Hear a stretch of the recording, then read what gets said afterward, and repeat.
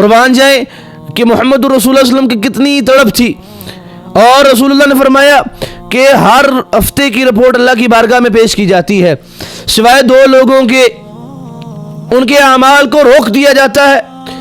کون لوگ؟ فرمایا کہ یہ وہ لوگ ہیں جو آپس میں ناراض ہیں۔ اللہ اکبر! آپ تصور کیجئے، اب میں نمازیں پڑھوں، میں قرآن کی تلاوت کروں، میں لاکھوں کروڑوں کا صدقہ خیرات کر لوں، میں لوگوں کے ساتھ بڑا اچھا بن جاؤں، یہ میری اچھائی کسی کام کی نہیں ہے۔ کیوں کام کی نہیں ہے؟ کیونکہ میں نے قطع تعلقیاں کی ہیں۔ قرآن میں کچھ ایسے گناہوں کا ذکر کیا گیا ہے جن کے اوپر اللہ نے خود لعنت کی ہے، اور یہ قطع تعلقی کے متعلق اللہ فرماتے ہیں اولئک لہم اللعنہ ولہم سوء الدار، یہ جو قطع تعلقی کرتے ہیں ان کے اوپر اللہ کی لعنت ہے اور ان کے لیے آخرت میں بہت برا گھر ہے۔ نحمدہ ونصلی ونسلم علی رسولہ الکریم والعاقبۃ للمتقین وعلى آلہ وصحبہ ومن صار على نہجہم بإحسان إلى یوم الدین، اما بعد، اعوذ باللہ من الشیطان الرجیم، بسم اللہ الرحمن الرحیم۔ وَإِذْ أَخَذْنَا مِيثَاقَ بَنِي إِسْرَائِيل، اور اس وقت کو یاد کرو کہ جب ہم نے پختہ وعدہ لیا بنی اسرائیل سے، لا تعبدون، نہ تم عبادت کرو گے، نہیں تم عبادت کرو گے، الا اللہ، مگر اللہ وحدہ لا شریک کی، وبالوالدین احسانا، اور اپنے والدین کے ساتھ حسن سلوک کرو، وذی القربى، اور قریبی رشتہ داروں کے ساتھ بھی حسن سلوک کرو، والیتامی والمساکین، اور یتیموں اور مساکین کے ساتھ بھی حسن سلوک کرو، وقولوا للناس حسنا، اور لوگوں سے اچھی بات کہو، واقیموا الصلاۃ، اور نماز کو قائم کرو، وآتوا الزکاۃ، اور زکوٰۃ ادا کرو، ثم تولیتم الا قلیلا منکم، پھر تم اس سے پھر گئے مگر بہت تھوڑے تم میں سے جو ثابت قدم رہے، وانتم معرضون، اور اس حال میں کہ تم اعراض کرنے والے ہو۔ اللہ رب العالمین نے بنی اسرائیل سے پختہ وعدہ لیا کہ تم اللہ کی عبادت نہیں کرو گے اور والدین کے ساتھ حسن سلوک کرو۔ اس کے متعلق ہم نے پچھلی نشست میں سنا کہ والدین کتنا قیمتی اللہ رب العالمین کی طرف سے تحفہ ہے، اور یقیناً جن کے والدین زندہ ہیں اللہ رب العالمین ان کی زندگی میں برکت عطا فرمائے، اور یہی دعا ہے اللہ سے کہ جن کے والدین اس دنیا سے رخصت ہو گئے ہیں، چاہے وہ ہمارے سامعین میں سے ہوں، چاہے وہ ہمارے عزیز و اقارب میں سے ہوں، چاہے وہ ہمارے کسی بھی تعلق سے ہوں، دینی محبت ہو یا دینداری کے حوالے سے ہوں، اللہ اگر وہ اس دنیا سے چلے گئے ہیں، اللہ ان کی قبر کو جنت کے بغیچوں میں سے ایک بغیچہ بنا دے، اللہ ان کی قبروں کو جنت کے بغیچوں میں سے ایک بغیچہ بنا دے۔ اور یقیناً والدین جو ہیں البرکۃ مع الاکابر، ان بزرگوں کے ساتھ ہی برکتیں ہیں، ان بزرگوں کے ساتھ ہی حسرتیں ہیں، رونقیں ہیں، تو ہمیں چاہیے کہ ان بزرگوں کی قدر کریں، گاہے بگاہے ان سے دعائیں لیں، ان کے پاس بیٹھیں، ان کو وقت دیں۔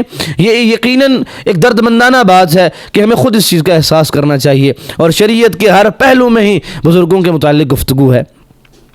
آگے فرمایا وذی القربى، اور قریبی رشتہ داروں کے ساتھ بھی حسن سلوک کرو۔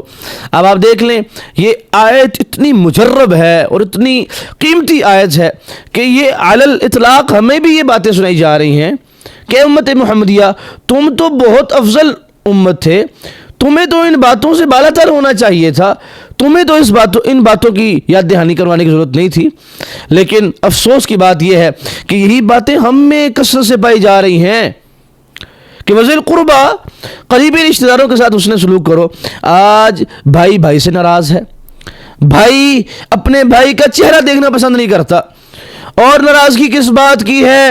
اللہ اکبر، میرے بھائی نے اپنی بیٹی کا یا اپنے بیٹے کا رشتہ نہیں دیا، میرا جینا مرنا اس سے ختم ہے۔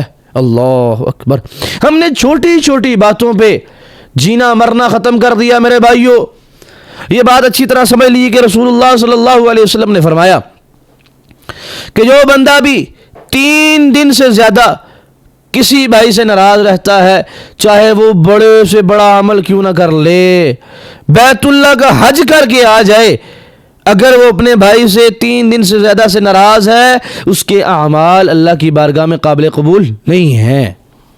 اللہ اکبر۔ رسول اللہ صلی اللہ علیہ وسلم جمعرات کا اور سوموار کا روزہ رکھا کرتے تھے۔ صحابہ نے پوچھا اللہ کے رسول آپ کے روزہ رکھنے کی وجہ کیا ہے؟ آپ علیہ الصلوۃ والسلام نے فرمایا کہ اے میرے صحابہ، کہ سوموار کو تو اللہ رب العالمین نے مجھے پیدا کیا، اور میں روزہ اس لیے رکھتا ہوں کہ سوموار کو اور جمعرات کو اللہ رب العالمین کی بارگاہ میں اعمال پیش کیے جاتے ہیں، تو میں چاہتا ہوں کہ جب میرے اعمال اللہ رب العالمین کی بارگاہ میں پیش ہوں تو میں روزے کی حالت سے ہوں۔ اللہ اکبر! قربان جائیں کہ محمد رسول اللہ صلی اللہ علیہ وسلم کی کتنی تڑپ تھی، اور رسول اللہ نے فرمایا کہ ہر ہفتے کی رپورٹ اللہ کی بارگاہ میں پیش کی جاتی ہے، سوائے 2 لوگوں کے ان کے اعمال کو روک دیا جاتا ہے۔ کون لوگ؟ فرمایا کہ یہ وہ لوگ ہیں جو آپس میں ناراض ہیں۔ اللہ اکبر! آپ تصور کیجئے، اب میں نمازیں پڑھوں، میں قرآن کی تلاوت کروں، میں لاکھوں کروڑوں کا صدقہ خیرات کر لوں، میں لوگوں کے ساتھ بڑا اچھا بن جاؤں، یہ میری اچھائی کسی کام کی نہیں ہے۔ کیوں کام کی نہیں ہے؟ کیونکہ میں نے قطع تعلقیاں کی ہیں۔ قرآن میں کچھ ایسے گناہوں کا ذکر کیا گیا ہے جن کے اوپر اللہ نے خود لعنت کی ہے، اور یہ قطع تعلقی کے متعلق اللہ فرماتے ہیں اولئک لہم اللعنہ ولہم سوء الدار، یہ جو قطع تعلقی کرتے ہیں ان کے اوپر اللہ کی لعنت ہے اور ان کے لیے آخرت میں بہت برا گھر ہے۔ حضرت لقمان نے اپنے بیٹے کو بلایا اور نصیحتیں کی، اور نصیحتوں میں کیا کہا؟ آخری وقت ہے، وہ مشہور نصیحتیں جو قرآن مجید میں موجود ہیں، اس کے علاوہ بھی ایک وصیت تھی۔ فرمایا کہ بیٹے ایسے شخص کو دوست نہ رکھنا جو قطع تعلقی کرتا ہے۔ بیٹے نے مخاطب کر کے کہا، لقمان حکیم کہتے ہیں بیٹے نے مخاطب کیا باپ کو کہ ابا جان آپ مجھے کسی بھی متعلق کہہ سکتے تھے، بڑے سے بڑے گناہ کے متعلق کہہ سکتے تھے، بڑی سے بڑی نیکی کے متعلق کہہ سکتے تھے، آپ نے یہ بات کیوں کی کہ کسی قطع تعلقی کرنے والے کو دوست نہ رکھنا؟ تو لقمان کہتے ہیں کہ میں نے پورے قرآن کا مطالعہ کیا ہے، اللہ نے کسی گناہ کے متعلق لعنت نہیں کی، 3 مقامات پر اللہ رب العالمین نے قطع تعلقی کرنے والے کے اوپر لعنت کی ہے۔ تو ہمیں چاہیے کہ ہم اپنے عزیز و اقارب کے ساتھ حسن سلوک کریں، صلہ رحمی کریں۔ اور دیکھیں حضرت ابوبکر صدیق رضی اللہ تعالیٰ عنہ، اور ہمارے ہاں اس کو ہم اپنے عرف میں سمجھیں، اور جو ہمارے ٹکڑوں پہ پلے، ہمارے کردار پہ بھونکے، ہم اس کے ساتھ کیا رویہ کریں گے؟ مصطح بن اساسہ جو بدری صحابی ہیں، حضرت ابوبکر صدیق رضی اللہ تعالیٰ عنہ ان کے گھر کا خرچ چلا رہے ہیں، جب امی عائشہ رضی اللہ تعالیٰ عنہ سیدہ طیبہ طاہرہ مطہرہ معلمہ مدبرہ مفکرہ، میری ماں عائشہ رضی اللہ تعالیٰ عنہ کے کردار کے اوپر جب تہمت لگی تو ان میں مصطح بھی شامل تھے۔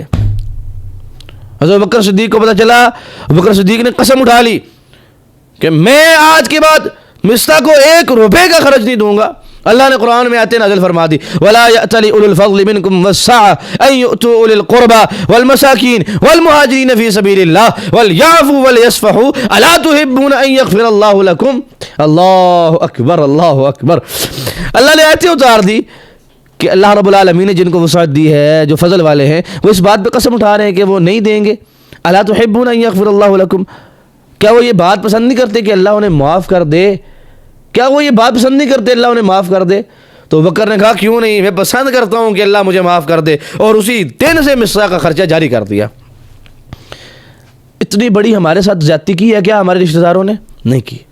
ہمیں چاہیے کہ ہم نبی علیہ السلام کے امتی ہیں نا، ان کے عشق کا دعویٰ کرتے ہیں، عاشق کہلاتے ہیں، خود کو محب کہلاتے ہیں، تو پھر ہمارا کام یہ بنتا ہے کہ نبی علیہ السلام کے طریقے کے اوپر چلیں، خلفائے اربعہ کے طریقے کے اوپر چلیں۔ اور فرمایا آگے والمساکین، اور مسکینوں کے ساتھ بھی اس نے سلوک کرو۔ مسکین کون ہوتا ہے؟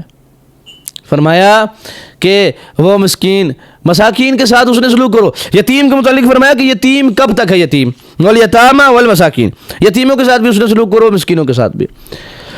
یتیم کے متعلق فرمایا گیا کہ یتیم وہ ہوتا ہے کہ جس کا والد نہ ہو، جس کا والد نہ ہو، لیکن اس کی حد کیا ہے؟ یہ مسئلہ اچھی طرح سمجھ لیجئے کہ علی بن ابی طالب رضی اللہ تعالیٰ عنہ فرماتے ہیں کہ بلوغت کے بعد اگر بچہ بالغ ہو جائے، اس کا والد فوت ہو جائے، تو پھر وہ یتیم نہیں ہے، یتیمی نہیں رہی اس کے لیے۔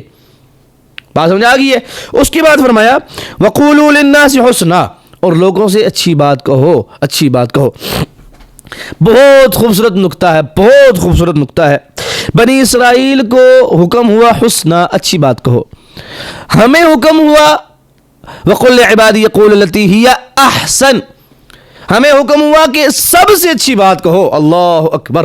امت محمدیہ کو حکم ہے احسن بات کرنی ہے، فرمایا واقیم الصلاۃ، نماز قائم کرو۔ آئے ہائے ہائے ہائے ہائے ہائے، یہ بہت قیمتی رکن ہے، مسلمانوں نے اسی کو چھوڑ دیا۔